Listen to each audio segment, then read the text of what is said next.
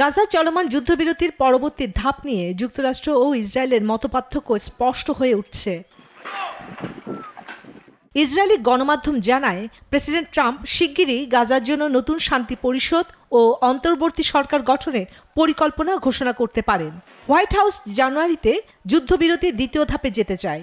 যুক্তরাষ্ট্রের বহুজাতিক শান্তি পরিষদ গঠনের পরিকল্পনা করছে, যা ওই টেকনোক্রেট সরকারের কার্যক্রম তদারক করবে।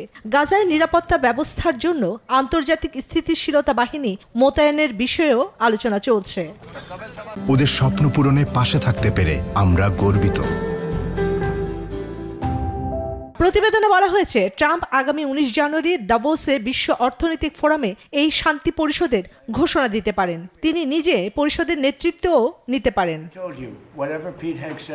গণমাধ্যমের খবর অনুযায়ী ট্রাম্পের বিশেষ দূত স্টিভ উইটকফ ইসরায়েলি কর্মকর্তাদের সঙ্গে বৈঠকে পরিকল্পনার কথা তুলে ধরেছেন। তবে প্রধানমন্ত্রী নেতানিয়াহু হামাস নিরস্ত্রীকরণের প্রস্তাব নিয়ে সন্দিহান, তাই বিরোধিতা করছেন। এদিকে গাজা ও পশ্চিম তীর আলাদা করার কোনো ইসরায়েলি পরিকল্পনাকে রেড লাইন ঘোষণা করেছে মিশর। দেশটির পররাষ্ট্রমন্ত্রী জানিয়েছেন, পশ্চিম তীর ও গাজা ভবিষ্যতে ফিলিস্তিনি রাষ্ট্রের অপরিহার্য অংশ। ইসরায়েলি বাহিনী অভিযান চলাকালে গাজা ও অধিকৃত পশ্চিম তীরে বেড়েছে উত্তেজনা। গাজার পূর্বাঞ্চলে ইসরায়েলি গুলিতে এক ফিলিস্তিনি নিহত হয়েছেন। চন্দ্রানী চন্দ্রা, নিউজ 24।